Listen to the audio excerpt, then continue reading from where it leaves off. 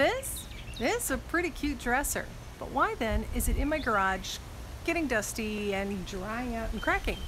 Well, because of this.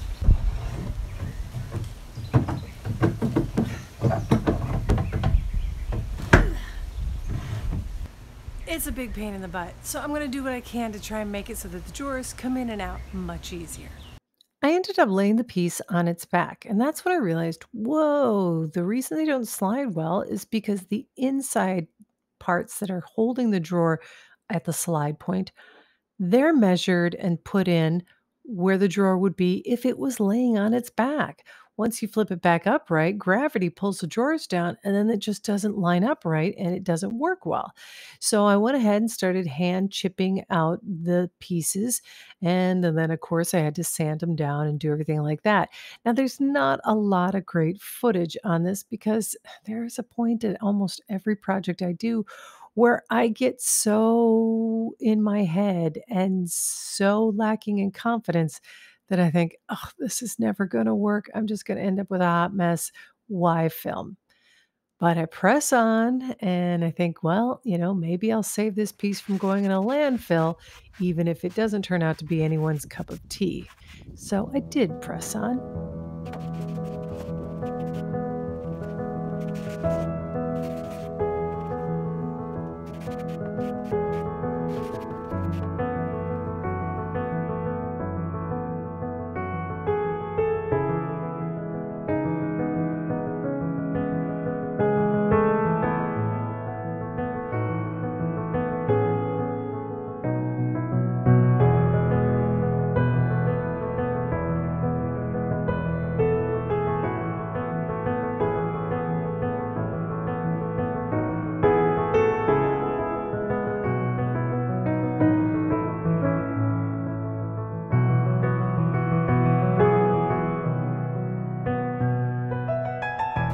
So while I was working on the drawers of this to make it pull out easily, I was kind of planning on after that, I'm going to just strip it all down and paint it something different or make it all natural wood and that'll be great. But then I realized, no, I kind of like the cream. There's nothing wrong with it. I do want to finesse it a bit. Now, the one thing I am also going to do is very often people will have a wood piece of furniture and they're like, I don't like the color of this. Should I paint it? And then you get people saying, no, it's beautiful wood, don't paint it. Well, there is a compromise, and that's what I'm going to do with this, because I'm not a fan of this particular tint at this stage in my life. I obviously liked it when we originally got it way back. So I'm going to sand it down and retint the wood. It'll still be a natural wood, it just won't be on the orangey side.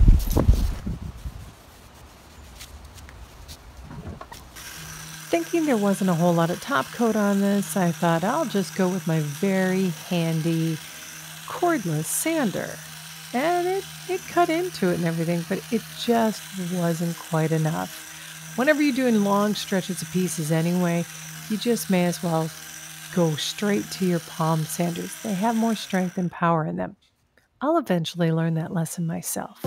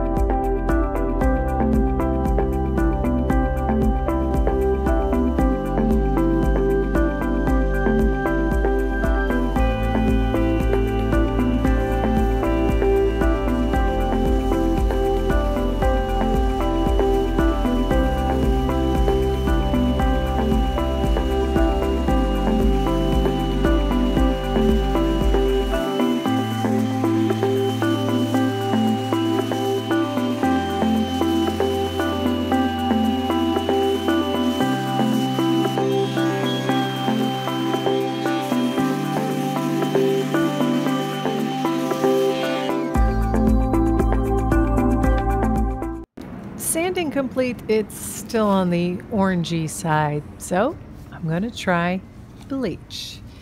This is my first shot at this, so I'm a little nervous, but ready to roll.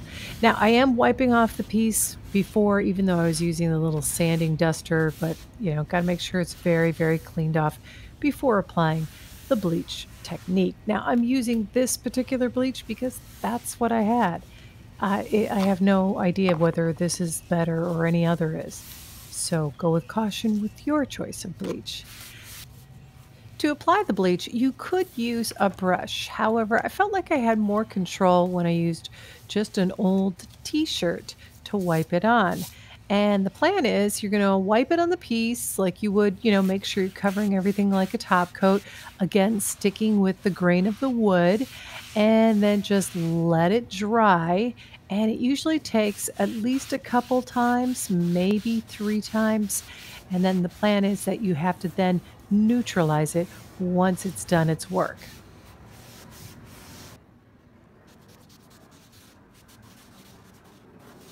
And one more thing, be careful with drips because when it drips, like I just did right there, you should really wipe those up faster than I did.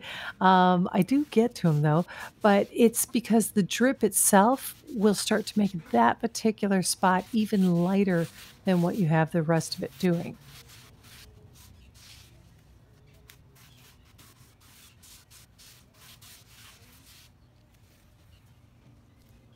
So after the second coat of bleach, it is looking to the color I want it. I'm pretty sure I'm dealing with a cherry wood though, because there are just sections that are clearly going to stay red.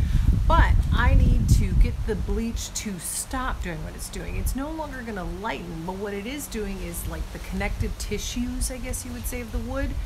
It's in there and it's drying them out and fraying them, and that's not good for the wood. So for neutralizing purposes, I'm going to put a bunch of water down, and then we'll do some protective coats or maybe a stain. I don't know. We'll see what happens. I have 2 containers of water because one, the first one I dipped my sponge in, two was to get my sponge wet so I could start neutralizing the piece. But I don't want to dip the sponge back in there to get more water because that will make that water bleach. So that's where the second container comes in. I go ahead and wipe on as much as I can. Then I rinse the sponge in the second container so I'm not putting more bleach on the piece. And then it's time to get some fresh water back in to neutralize the rest of it.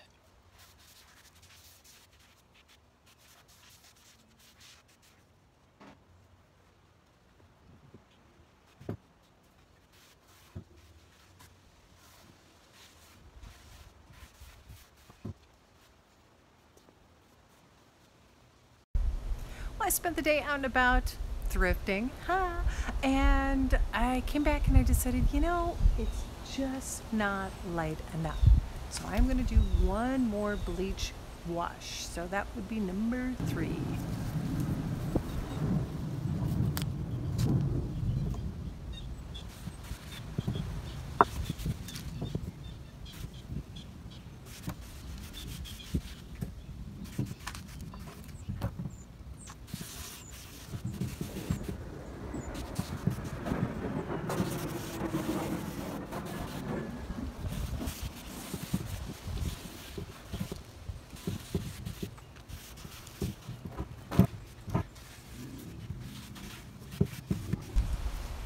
I'm always talking about climate makes differences when it comes to dry times. Well, it's a sunny, sort of hot Florida day that's still kind of on the dry side. So by the time I actually got my gloves off and put everything away, this thing was dry. So I'm going to go ahead and neutralize it. And it's just ever so lightly lighter, but I like it. It's what I was looking for. And this should do it. This should be the last coat. So little parts that I'm taking care of with the sandpaper, just little things that I'm seeing that are a little bit darker, or if they feel a little rougher, I'm going to be knocking them out with some sandpaper. Because all of this got raised, it's all going to need at least a 320 grit. But I'm using this much grittier, probably like a 60-80 grit, on just spots that just don't look quite right. Trying to find one that's like this, where it's just kind of grated up a bit too much. Now the rest is going to get a nice soft sand.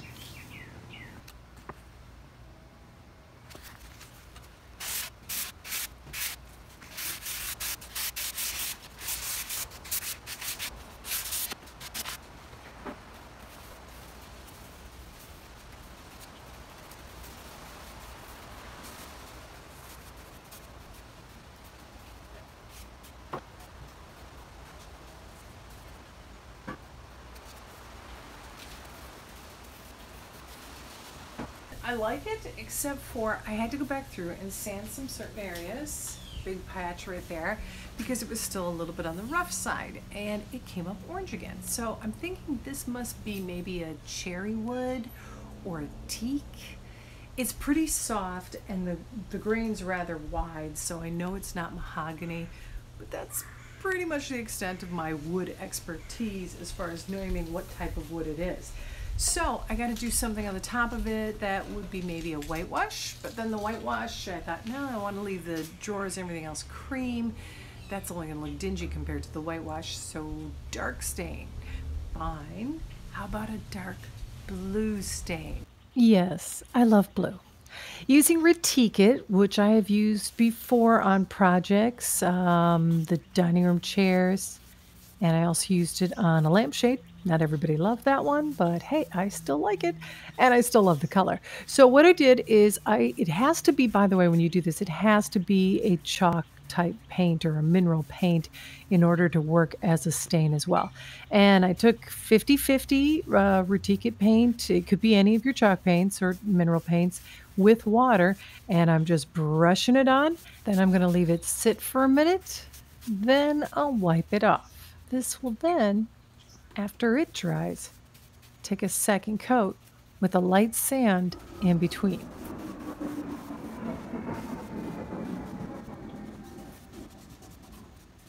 To make the hand sanding a little bit more even with pressure, I actually ended up wrapping the sandpaper around a roll of tape. And then after I get done with this final sanding, I wiped it down and gave it a wax top coat. Then it was time to address the rest of it again. So the plan is definitely to wax these so it'll even more help it slide in and out of the drawers. However, we live in Florida, and I read somewhere that Louisiana and Florida are the states with the highest number of varieties in termites. I think that's how it goes. But yeah, so I knew wax would seal it and be fine with the wood, but I wanted to make sure I didn't miss a spot. So I went ahead and painted it white. It's not very attractive right now. It's on the side. I will be waxing on top of the paint, but at least I feel doubly safe that it's now covered up. So, on with the experiments. Yeah, the sides of this dresser and even the backs of these drawers are going to be the perfect palette for me to see if what I think will look lovely elsewhere really will or not. This is actually my second attempt, and my hand crumpled there was my first attempt. I'm using a technique that requires just those paper doilies. I picked these guys up at an estate sale for a quarter. Now, the reason I don't have the first attempt, I don't really know, but I do know what happened. The doilies seemed to be just fine, but the roller brush, I had way too much water on the sponge or paint on the sponge, and it just kind of dripped down and it looked a mess. So I thought I'd try it again. And well, it was a little bit better. Okay, I like this stencil because it's thicker. So I'm hopeful that that'll, I have no idea, protect this around a little better. And this time, instead of a sponge brush, I'm going to go ahead and use a stencil brush. Maybe thus the name, it works better.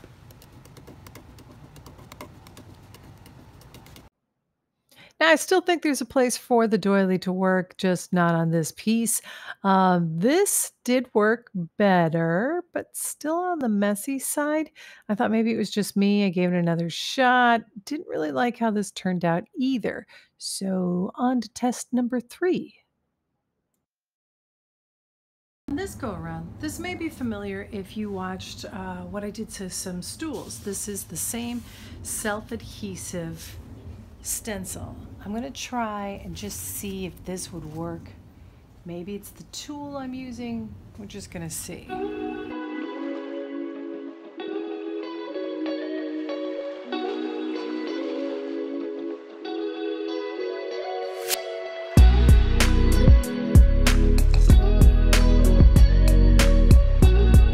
that looks much better. Not perfect either, but probably as good as I'm gonna get. You might get perfect. Self-adhesive, wrapped in tape, with the stencil brush. I think I've got it.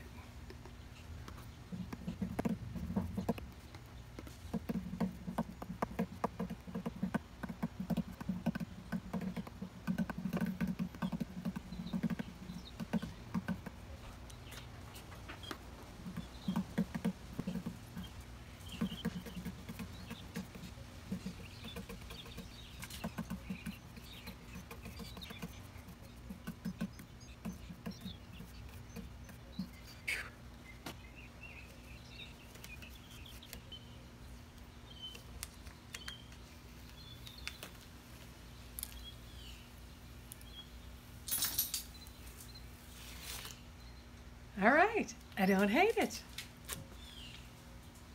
With that mediocre burst of confidence, I went ahead and did the other two drawers. After they dried, I gave them a top coat of a matte polyacrylic.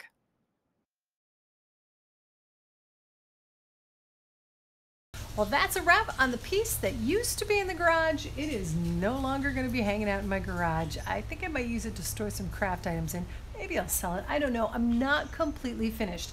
The handles, I'm definitely going to be changing out, but I'm going to just wait until I come across something in my usual ways, you know, with going to any of the number of estate sales I go to. Maybe I'll find another piece that I can switch it out. Charity shops, a lot of times you'll see them, you know, discounted, marked down really low at like even TJ Maxx or something, some handles. So I'm going to just keep an eye out for it. I'm in no hurry for that. I am wondering though, what do you think I should do? Should I stencil on the sides? Keep in mind, stenciling doesn't seem to be my strong point. Oh, but speaking of strong points, the blue stained wood. Wasn't sure about that when I started it, but wow, I am so happy with how this turned out. I really see myself doing more of this in the future, and maybe with some different other, you know, other stains in vibrant colors. I kind of love it. Thanks so much for watching. You're helping to support the channel. If you could please click subscribe to the Asking Spot and give it a thumbs up. I'd really appreciate it. Thanks.